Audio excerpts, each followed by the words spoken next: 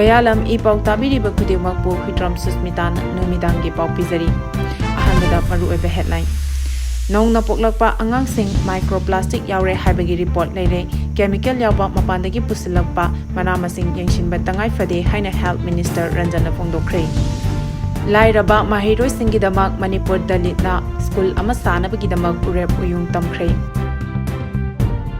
Manipur ki National Highway Project sing hena thuzil hanaba CM na Union Minister Nitin Gadkari datak singkre.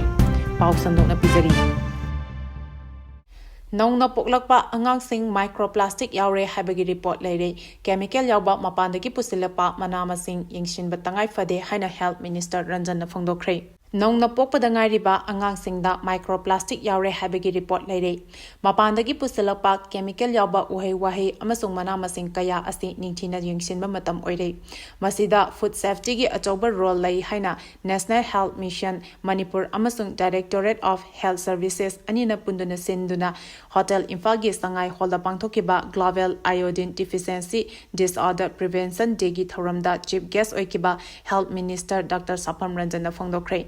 Mahakna makatana haikibada market ta yoleba ekhoi miyoibana tangai fadana sizinariba thum asi iodine gi chang shuna yauribra amadi chana thaknaba potlamsingda microplastic yaubra haibadu Food Safety Department na surprise drive chathaduna yengshinbagi tangai fadana lei. Aikoi miyoibada iodine na piriba kanaba amadi iodine deficiency na uhelakliba anabasinggi matangda mamutana khangba watpagi mami amatariba ase laibak thibani. Iodine deficiency na uhelapa anabasing amadi masina miyoibada piriba chaithing ase asuki matik chawi. Iodine watpana aikoi miyoibagi punsida layengba ngamdaba anaba kaya nahanli. Masi khanghanaba mari leinaba department na lamdam asiki miyamda mamutana khanghanba changi. Miyamna su iodine yauba thum khaktamak sizinabagi tangai fadaba lei haina su phongdokhi. Lairaba mahiroi singidamak Manipur Dalitna school ama sanabagidamak urep uyung tamkre. Manipur da leiriba sel thomgi phibam chadraba lairaba mahiroi singidamak Manipur Dalitna school ama sanabagidamak urep uyung tamkre haina All Manipur Dalit Development Association gi President Dr. T.M. Rajan awangmana phongdokre. New Chekon da leiba Dalit Development Association gi office ta pangthokiba paugi mifam amada wafam ase phongdoklodona mahakna makhatana haiki. Manipur da yum leizadraba miyoi singidamak athubada yum kaya su Dalit Manipur na sanaba hotnagani. Manipur lenga katana raga athubada Dalit singi phangpham thokpa chakthung cheng chakna chengba pumba pihanaba hotnagani. India pumbada leiriba Dalit Association Manipur da branch oina lishingamaga chamapan maudra tareta lingkhatkhi. Adubu lengak amadi miyamgi cooperation watpana maram oiraga ngasi fawba lakle. Adubu haukiba chahida Manipur gi Senapati district ta Dalit North East Association na Orphan Children singi school ama urep uyung tam khibagi saktam yawa photo do ngasi gi pau gi mifam aduda uladuna mahana makatana haiki. Anoba education policy NEP gi makhada Manipur gi district tarataru makta lemna mahiroi singbul lairik tama phanghanaba amadi chaba thapagi facility yawa school lising ahumrom lingkhatpagi pandam lairi. Hariba khudingmak ase Government of India na lebak asegi Dalit Singda khudong chaba piri. Dalit pu miyam pumna makna saugat piduna miyamgi aphaba thabak tawbada pungning thogat piyu hainasu mahakna makatana haiki. Manipur gi National Highway Project sing hena thuzil hanaba CM na Union Minister Nitin Gadkari datak singkre. State asida irang mayok na rabasu National Highway singda paikhatliba project sing khumang chawshina paikhatnaba Chief Minister N. Virendra Union Transport Minister Nitin Gadkari datak singkre. Loinana Union Minister asigi maikeidigi Manipur gi National Highway singda paikhatliba thabak thoram sing hena khumang chawshinaba mari leinaba singda khanghankre. Nouna lupa crore lising ama changna paikhatkadaba highway project ki ayabasu pirakre. North East region da infrastructure development ta awonba ama puraknabagi pandamda anoba project kaya amasu paikhatlagani haina phongdokre. New Delhi da National Highway and Infrastructure Development Cooperation Limited na silaga Union Highway and Transport Minister Nitin Gadkari na chair lawduna pangthokiba North East region gi highway project singi review meeting aduda Road Transport and Highway ki Union Minister of State Ajoy Tamta, Road Transport, Highway and Corporate Affairs ki Minister of State Harsh Malhotra, Chief Minister N. Viren, Manipur gi Works Minister Govindas Konthaujam, Chief Secretary Dr. Vinit Joshi amasung atai official kaya su saruk yakhi.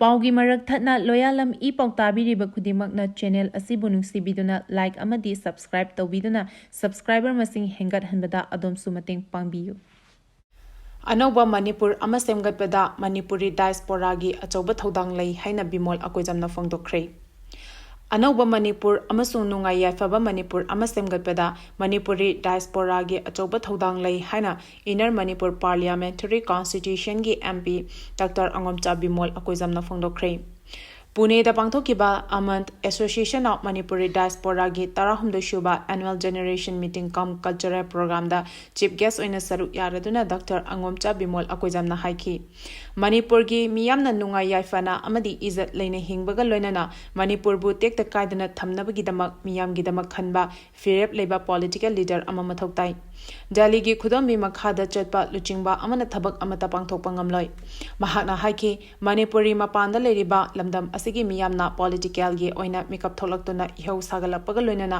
ꯃꯤꯈꯜꯗ ꯃꯤꯌꯥꯝꯒꯤ ꯏꯁꯨꯁꯤꯡꯗ ꯕꯦꯁ ꯇꯧꯕ, ꯁꯦꯜꯅ ꯍꯨꯝꯗꯨꯅ ꯄꯨꯕ ꯌꯥꯍꯟꯗꯕ ꯑꯃꯁꯨꯡ ꯄꯥꯡꯒꯜꯅ ꯄꯨꯕ ꯌꯥꯍꯟꯗꯕꯒꯤ ꯏꯍꯧ ꯂꯥꯛꯂꯤ꯫ ꯃꯍꯥꯔꯥꯁꯇ꯭ꯔꯒꯤ ꯄꯨꯅꯦꯗ ꯂꯩꯕ ꯋꯥꯈꯜ ꯃꯥꯟꯅꯕ ꯃꯅꯤꯄꯨꯔꯤꯁꯤꯡꯅ ꯏꯪ 2013ꯒꯤ ꯁꯦꯞꯇꯦꯝꯕꯔ 18ꯗ ꯂꯤꯡꯈꯠꯈꯤꯕ ꯑꯦꯁꯣꯁꯤꯌꯦꯁꯟ ꯑꯣꯐ ꯃꯅꯤꯄꯨꯔ ꯗꯥꯏꯁꯄꯣꯔꯥ ꯑꯁꯤꯒꯤ ꯊꯧꯔꯝꯗ ꯌꯨꯅꯤꯚꯔꯁꯤꯇꯤꯒꯤ ꯃꯍꯩꯔꯣꯏ ꯑꯃ ꯑꯣꯏꯔꯝꯕ ꯗꯥꯛꯇꯔ ꯑꯉꯣꯝꯆꯥ ꯕꯤꯃꯣꯜ ꯑꯀꯣꯏꯖꯝꯅ ꯃꯈꯥ ꯇꯥꯅ ꯍꯥꯏ꯫ ꯏꯪ 2013ꯒꯤ ꯂꯣꯛ ꯁꯚꯥ ꯃꯤꯈꯜ ꯑꯁꯤꯗ ꯄꯨꯅꯦ, ꯃꯨꯝꯕꯥꯏ, ꯗꯦꯜꯂꯤ, ꯍꯥꯏꯗ꯭ꯔꯕꯥꯗ, ꯕꯦꯡꯒ꯭ꯂꯣꯔ ꯑꯃꯁꯨꯡ ꯏꯟꯗꯤꯌꯥꯒꯤ ꯋꯥꯡꯃꯗ ꯂꯩꯕ ꯃꯅꯤꯄꯨꯔꯤ ꯗꯥꯏꯁꯄꯣꯔꯥꯅ ꯑꯆꯧꯕ ꯊꯧꯗꯥꯡ ꯂꯧꯈꯤ꯫ ꯇꯝꯕ ꯉꯝꯗꯕ ꯈꯣꯡꯊꯥꯡ ꯑꯃꯗ ꯃꯅꯤꯄꯨꯔꯒꯤ ꯃꯄꯥꯟꯗ ꯂꯩꯕ ꯃꯤꯁꯤꯡꯅ ꯁ꯭ꯇꯦꯠ ꯑꯁꯤꯗ ꯂꯥꯛꯇꯨꯅ ꯃꯤꯈꯜ ꯁꯔꯨꯛ ꯌꯥꯈꯤ꯫ ꯃꯗꯨꯃꯛ ꯁ꯭ꯇꯦꯠ ꯑꯁꯤꯗ ꯑꯍꯣꯡꯕ ꯄꯨꯔꯛꯅꯕ ꯑꯃꯁꯨꯡ ꯃꯤꯌꯥꯝꯒꯤꯗꯃꯛ ꯈꯟꯕ ꯂꯨꯆꯤꯡꯕ ꯑꯃ ꯄꯨꯊꯣꯛꯅꯕ ꯏꯍꯧ ꯑꯃꯅꯤ ꯍꯥꯏꯅ ꯂꯧꯏ ꯍꯥꯏꯅꯁꯨ ꯐꯣꯡꯗꯣꯛꯈꯤ꯫ ꯄ꯭ꯔꯥꯏꯝ ꯃꯤꯅꯤꯁꯇꯔꯅ ꯀꯥꯖꯥꯟꯗ ꯃꯤꯠꯌꯦꯡ ꯊꯝꯂꯤ, ꯃꯅꯤꯄꯨꯔꯅꯗꯤ ꯃꯍꯥꯛꯄꯨ ꯋꯥꯅ ꯉꯥꯏꯔꯤ꯫ ꯔꯁꯤꯌꯥꯒꯤ ꯄ꯭ꯔꯦꯁꯤꯗꯦꯟꯠ ꯚ꯭ꯂꯥꯗꯤꯃꯤꯔ ꯄꯨꯇꯤꯟꯅ ꯕꯥꯇꯣꯟ ꯇꯧꯔꯛꯄꯒ ꯂꯣꯏꯅꯅ ꯄ꯭ꯔꯥꯏꯝ ꯃꯤꯅꯤꯁꯇꯔ ꯅꯔꯦꯟꯗ꯭ꯔ ꯃꯣꯗꯤꯅ ꯔꯁꯤꯌꯥꯒꯤ ꯀꯥꯖꯥꯟꯗ ꯄꯥꯡꯊꯣꯛꯀꯗꯧꯔꯤꯕ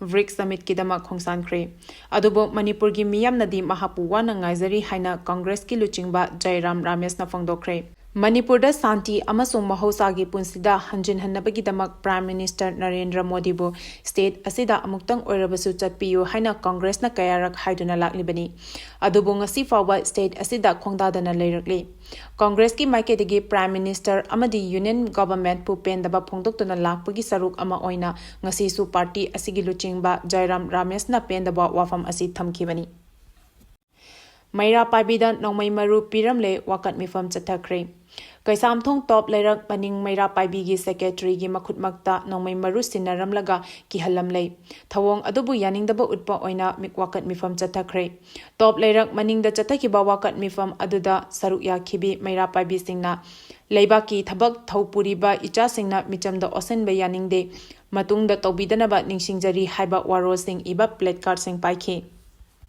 ꯄꯥꯎꯒꯤ ꯃꯔꯛ ꯊꯠꯅ ꯂꯣꯌꯥꯂꯝ E-PAO ꯇꯥꯕꯤꯔꯤꯕ ꯈꯨꯗꯤꯡꯃꯛꯅ ꯆꯦꯅꯦꯜ ꯑꯁꯤꯕꯨ ꯅꯨꯡꯁꯤꯕꯤꯗꯨꯅ ꯂꯥꯏꯛ ꯑꯃꯗꯤ ꯁꯕꯁꯀ꯭ꯔꯥꯏꯕ ꯇꯧꯕꯤꯗꯨꯅ ꯁꯕꯁꯀ꯭ꯔꯥꯏꯕꯔ ꯃꯁꯤꯡ ꯍꯦꯟꯒꯠꯍꯟꯕꯗ ꯑꯗꯣꯝꯁꯨ ꯃꯇꯦꯡ ꯄꯥꯡꯕꯤꯌꯨ꯫ ꯑꯔꯣꯏꯕꯗ ꯃꯔꯨꯑꯣꯏꯕ ꯄꯥꯎ ꯑꯃꯨꯛꯀ ꯍꯟꯅ ꯄꯤꯖꯔꯤ꯫ ꯅꯧꯅ ꯄꯣꯛꯂꯛꯄ ꯑꯉꯥꯡꯁꯤꯡ ꯃꯥꯏꯀ꯭ꯔꯣꯄ꯭ꯂꯥꯁꯇꯤꯛ ꯌꯥꯎꯔꯦ ꯍꯥꯏꯕꯒꯤ ꯔꯤꯄꯣꯔꯠ ꯂꯩꯔꯦ꯫ ꯀꯦꯃꯤꯀꯦꯜ ꯌꯥꯎꯕ ꯃꯄꯥꯟꯗꯒꯤ ꯄꯨꯁꯤꯜꯂꯛꯄ ꯃꯅꯥ-ꯃꯁꯤꯡ ꯌꯦꯡꯁꯤꯟꯕ ꯇꯉꯥꯏꯐꯗꯦ ꯍꯥꯏꯅ ꯍꯦꯜꯊ ꯃꯤꯅꯤꯁꯇꯔ ꯔꯟꯖꯟꯅ ꯐꯣꯡꯗꯣꯛꯈ꯭ꯔꯦ꯫ ꯂꯥꯏꯔꯕ ꯃꯍꯩꯔꯣꯏꯁꯤꯡꯒꯤꯗꯃꯛ ꯃꯅꯤꯄꯨꯔ ꯗꯂꯤꯠꯅ ꯁ꯭ꯀꯨꯜ ꯑꯃ ꯁꯥꯅꯕꯒꯤꯗꯃꯛ ꯎꯔꯦꯞ ꯎꯌꯨꯡ ꯇꯝꯈ꯭ꯔꯦ꯫ ꯃꯅꯤꯄꯨꯔ ꯅꯦꯁꯅꯦꯜ ꯍꯥꯏꯋꯦ ꯄ꯭ꯔꯣꯖꯦꯛꯇꯁꯤꯡ ꯍꯦꯟꯅ ꯊꯨꯖꯤꯜꯍꯟꯅꯕ ꯁꯤꯑꯦꯝꯅ ꯌꯨꯅꯤꯌꯟ ꯃꯤꯅꯤꯁꯇꯔ ꯅꯤꯇꯤꯟ ꯒꯗꯀꯥꯔꯤꯗ ꯇꯛꯁꯤꯟꯈ꯭ꯔꯦ꯫ ꯃꯇꯥꯡ ꯑꯁꯤꯗ ꯅꯨꯃꯤꯗꯥꯡꯒꯤ ꯄꯥꯎ ꯄꯤꯕ ꯂꯣꯏꯖꯔꯦ꯫ ꯂꯣꯌꯥꯂꯝ E-PAO ꯇꯥꯕꯤꯔꯤꯕ ꯈꯨꯗꯤꯡꯃꯛꯄꯨ ꯑꯃꯨꯛꯀ ꯍꯟꯅ ꯈꯨꯔꯨꯝꯖꯔꯤ꯫